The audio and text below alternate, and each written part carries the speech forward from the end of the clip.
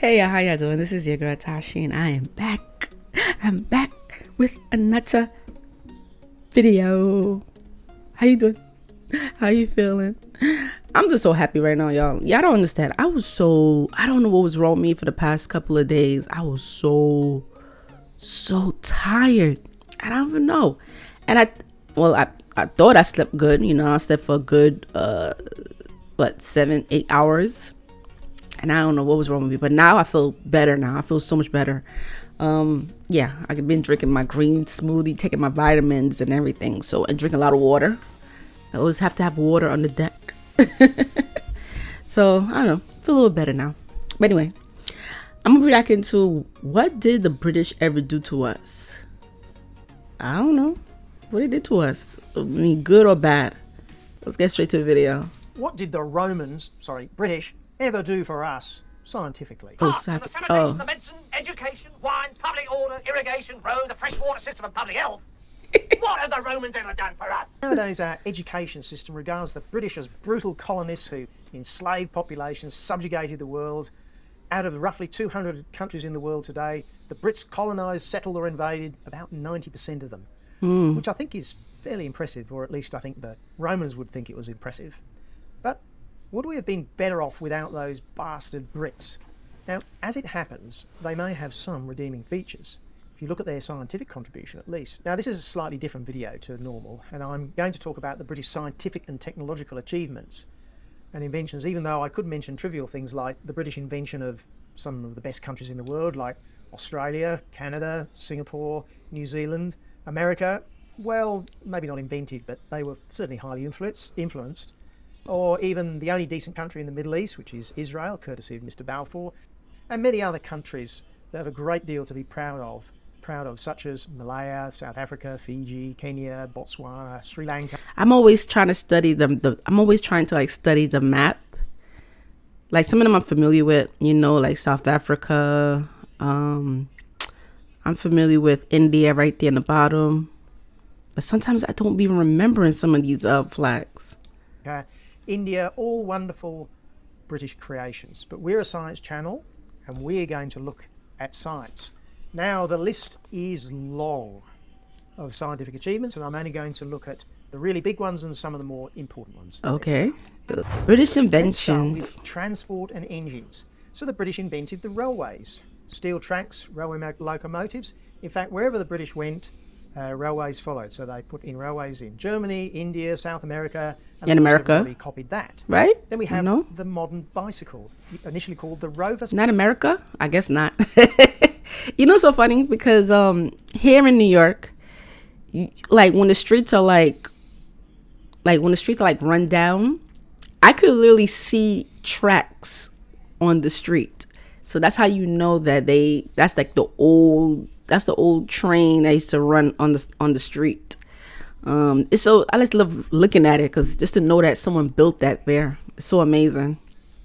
Safety bicycle, apparently. Chain drive, caster steering, and relatively small wheels, invented by the Rover company. In fact, in Poland, the word for bicycle is Rover. And yes, it's the same company that makes Land Rovers. Oh. Now, the British obviously invented the first engines, which was the steam engine, and that broke us free from back-breaking animal and human-powered devices. Now, while the British were inventing the steam engine, they, of course, had to invent the piston. And more importantly, the piston ring that seals the piston, a truly remarkable technological invention which is even now being developed further. And the piston ring is the basis for petrol engines and diesel engines, in fact. Every engine, so wow. no Brits, no engines. Next, they invented the first engine-powered ships, obviously steam-powered. Ships' propellers, steel ships, the steam turbine, initially for powering ships, but now it powers the generators in every coal electricity generating plant and every nuclear generating plant. So that's about 50% of all the electricity that's generated today, all courtesy of Mr. Parsons. Mrs. name? Okay. He's an Irish engineer, best known invention of compound steam. Okay. Oh, turbine. Then we have the jet engine. Yes, the Germans independently invented it in the Second World War. The turboprop engine, invented by the Brits, the first turboprop aircraft. So if you don't fly in an airplane powered by a jet engine, which was largely due to the Brits, it's a turboprop airplane which was invented by the Brits. And of course, the turboprop is the basis of the gas turbine, which is used to generate another 20% of the world's electricity. You see how when we come together as people, that's why I wish we live. This is why I wish. I know this world, of course, it's not gonna be a perfect world, but sometimes I just wish we could just help one another. You know, like you see how the way we have all these inventors from all over the world come together, and someone made this piece, and someone made that piece, and someone made, and then they put it together, and look what they made. And yeah, it's a beautiful thing, but I don't know why this world is like this. People are just ugh. We also have the modern car layout: front drive, transverse engine, independent suspension, CV joints on the front wheels. Before that, companies tried all sorts of arrangements. So, for example, the Germans famously had the engine and... I don't know why. Don't laugh at me. But to this day, I don't know why. I love these cars. These cars are so old. Like, these cars are still on the street to this day. I seen one. They still make these type of cars. And I don't know why I like them. I like it. I never owned one before, but I like them. At the back, but since 1959, most cars use the mini. I guess because I'm a little embarrassed. I don't know why. But I already mentioned this already, that I just love small cars. I don't know why. I just love small cars. I don't like big cars. I don't care for it. Minor equivalent. I would get one of these Being on cars. a vehicle that uses steel wheels, pretty uncomfortable. But don't worry, the Brits invented the pneumatic tyre. Oh. So it looks like the British have invented pretty much everything that runs on the road. They didn't Okay. invent the road, that's just about it. Brits are very intelligent. Actually, they did. Tarmac roads, or tarmacadam, was invented by a Scot and a Welshman. Then we have steel bridges. And here's a very interesting one: the modern traffic roundabout in the 1960s. Now, you might think that roundabouts have been around since way before the 1960s, but the Brits had the inspired idea of changing the rules for the roundabout. In other words, yield to enter, which massively increases the efficiency of the roundabout. Less accidents. Then we have the cat's eye reflector. What's that? Caterpillar tracks, which the Brits invented just before they invented the tank. Oh. So there's much more we could talk about in terms of transport technology, but we must move on to other industrial and technological stuff. Now, of course, Britain famously started the Industrial Revolution in the 18th and 19th century, and it's debated why it started in the United Kingdom, but clearly there was something special going on that made that spark. And of course, it started in the textile and agricultural industry. In the textiles, they invented the flying shuttle, powered looms, the spinning mill for making threads. In fact, if you didn't have the Brits, you don't have the very fine modern clothing which we have now, which is also incredibly cheap compared with what it used to be. In the agricultural industries, there are all sorts of mechanical devices like the mechanical seed drill, the haymaking threshing machine, but also really important things like phosphate fertilizer production, selective breeding. But that's just the beginning. It's amazing how these people invented all these things, and we're still talking about it till this day. No matter what, we should appreciate the stuff that they invented today, because some of these things are helping a lot of us. Is these stuff are so convenient now. Back then it had to be very, very hard to do certain things without certain machines and certain things. So you gotta appreciate it. Gotta appreciate it. If you're going to have an industrial revolution, you need to build buildings. And so the British gave us Portland cement, a revolutionary type of cement. Where would we be without? Exactly. See what I'm saying? I'm sorry if it keeps stopping the video. I just wanted to read this real quick. All right. Then we have things like steel boring machines, which led to the modern lathe, which is ubiquitous in metal cutting. Hyper-accurate machines for measuring things, the micrometer, for instance. You cannot have modern engineering unless you have hyperfine methods for measuring things. That's true. You have stainless steel, the production of polyethylene. So true. Very famous plastic used in just about everything. The steel hammer for forging steel and making it much stronger. The Bessemer steel process, the first mass production of steel, effectively. Look at them surrounded like that. Glass, using the now ubiquitous virtually tin flotation method. All right, let's go a little bit electrical. So the first long-distance communication cables were invented by the Brits, the coaxial cable. This was used for underwater cables to link the UK to America and other places. The first intercontinental communication, the birth of the internet, in a sense. It was the first time that we could communicate all around the world. The telephone. Alexander Graham Bell was a Scotsman. Television, liquid crystal, cavity magnetron. You've never heard of the cavity? It's in your microwave, but probably more importantly, the first radars, to a large extent, used the cavity magnetron, which was a revolution. That is crazy. It's in our microwave. See, stuff that we don't even know. Stuff that we didn't know. A little bit medical. We've got CAT scanners, ultrasound scanners, the first town to have chlorinated water. How about the first electronic programmable computer to crack German codes in the Second World War? Accurate navigation using highly accurate clocks, the chronometers, and the first workable atomic clock. Then we have the World Wide Web, a gas stove, tin cans, and a really big one. I know you've been wondering where I get to this one. What? An alarm clock that makes tea. Wait, what? I've never seen this before. Alarm clock that makes tea? I need that. As soon as I get up in the morning, what? It makes it for me? I could have added many, many more things. As soon as I get Let's up. go on to fundamental science, the stuff that all other science and technology actually depends upon. But before we do that, maybe just like and subscribe. Yeah, How go ahead and about subscribe to the him. discovery of the proton, neutron, and electron, the three building blocks of, well, frankly, just about everything, all discovered by Brits. And the Brits also discovered the opposite of matter, which is antimatter, by Paul Dirac. And more recently, the last particle in the standard physics model of just about everything, the Higgs boson, which was proposed by Peter Biggs. Now let's go a little bit bigger, but not a great deal bigger. The atom, the model of the atom with a hard nucleus with the electrons flying around, was essentially discovered by the British. And I'm being a little bit loose there because there is a famous New Zealander involved with this, but frankly in those days Kiwis were basically Brits. What about biology?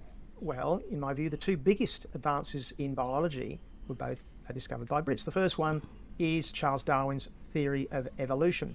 And then you have the discovery of the structure of DNA at Cambridge University. Fundamental molecular biology, of which the whole DNA revolution has been based on. And yes, I know Watson was an American and Wilkins was a Kiwi. Anyway, of course, the discovery of the structure meant this explosion in growth of the whole DNA industry, effectively, such as DNA fingerprinting, now invented by the Brits. Now let's go back to more basic, amazing. very fundamental and possibly more important medicine. We have antiseptics, antibiotics, vaccines, all three invented by Brits. But let's go. Okay, Brits. Okay, y'all don't get a lot of praise as much as you're supposed to. Y'all need all the praise, Back to This is physics now. So we this is have amazing. Newton's laws of I motion. mean, I already know Newton's that. laws of gravity.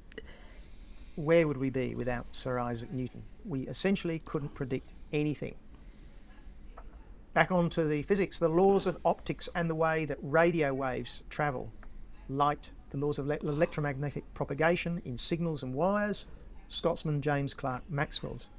You don't have any mobile phones or computers or communication cables without Maxwell. And then we have electromagnetic induction from Michael Faraday's. If you don't understand magnetic induction, there are no electric motors, there's no electric generators. Basically, the whole backbone of the electricity system, you owe it to the Brits. Or in mathematics. Yeah, own it to the Brits. You hear that? You know, put some respect in their name, okay? Put some respect in their name. Put some respect. I'm going to pick the really big one, which is the invention of calculus here. There was another guy called Leibniz. Look at that also wig. at the same time, but essentially Newtonian calculus is at the basis of a huge amount of advanced science and engineering. It's as fundamental as algebra and arithmetic. Now, this list is not complete. There are literally a zillion other things that the Brits have contributed to. Actually, there is just one more. Okay. The Flushing loo. Oh. Now, obviously, much of what those British scientists did. For real? Thank you. Thank you for that. The Flushing loo. Was based on other scientists from lots of other countries. Thank God for Brits that, were just though. part of this magnificent thing which we call Western civilization. Of course, there were French and there were Germans, and the scientific development and advancement then spread to the United States and now to the Far East. But the contribution of the Brits were utterly fundamental on so many levels. Now, without those advancements, our lives would be short, harsh, and frankly, just bloody horrible. the world's population would still be about 1 billion. That's what I'm saying. We should be thanking each other for helping each other. You know, if it wasn't for them, we wouldn't even have half of the stuff right now that we need. You know, every little thing counts. Everything they invented counts, you know. Which is what it was in about 1800, rather than the roughly 8 billion that it is today without that wonderful science and technology. Now, if you add up all the bad things that the Brits may have done, you know, the Amritsar massacre, the Bengal famine, and all the other bad things that happened, albeit only occasionally considering the attitudes of the times. But even if you add all those up, it's not a drop in the bucket compared with what has been achieved and the lives that have saved. How many lives, how many babies, children, were saved by antibiotics and antiseptics, clean water, or the uses of electricity, communications and transport?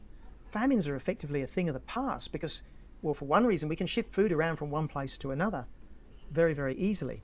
Now look, it turns out that I was born in England, and even though I'm an Aussie, so I am biased.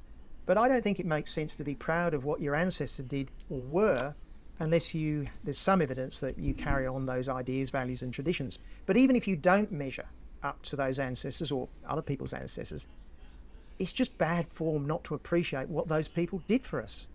The contribution of the Brits was truly incredible, and we should all be grateful that they came along and did more than virtually any other group to pull humanity out of the appalling, difficult lives that existed before the 1800s. So, do you think the ledger for those bastard Brits, is it positive or negative?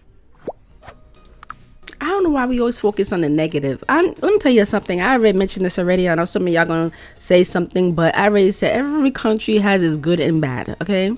They all have their good and bad. Every country has a fault, okay? Every country has a fault, okay? Yes, some might be worse than others. But at the end of the day, there are a lot of good people out there that are helping each other. And this is what I'm talking about. This world would have been a better place if we all could just come together and help one another, okay? Just help one another. I don't know. Yeah, there was a lot of stuff, bad things happened in the past, but that was the past. Not saying that bad things are not happening now. We know there are some bad things that are happening now, but there are also some good things that are happening right now. So it's like, you know, we don't live in a perfect world. We really don't. And I doubt if this world ever gonna be perfect. It will never be. I doubt it. I don't think it will ever be perfect, you know. We're so divided, you know. But you know, let's give the people who invented these stuff, give them respect. You know, if it wasn't for them, we wouldn't have half of these stuff right now. We probably wouldn't even have a car or a train or anything to go anywhere. We'd probably be stuck where we at. We probably wouldn't have some of these medicines and stuff like that. We would probably be living in a cave or something, you know. So, you know, I respect that. I respect them, you know. But whatever they did in the past, look, you know, like I said, it's in the past. It can't really change anything, you know. I don't know, just got to focus on the positive stuff. That's all. Let's just continue to try to stay positive, you know. But anyway, comment below. Let me know how you feel about this video. Make sure you subscribe to my channel, and I'll see you lovely people. Y'all take care of yourself. Bye and peace.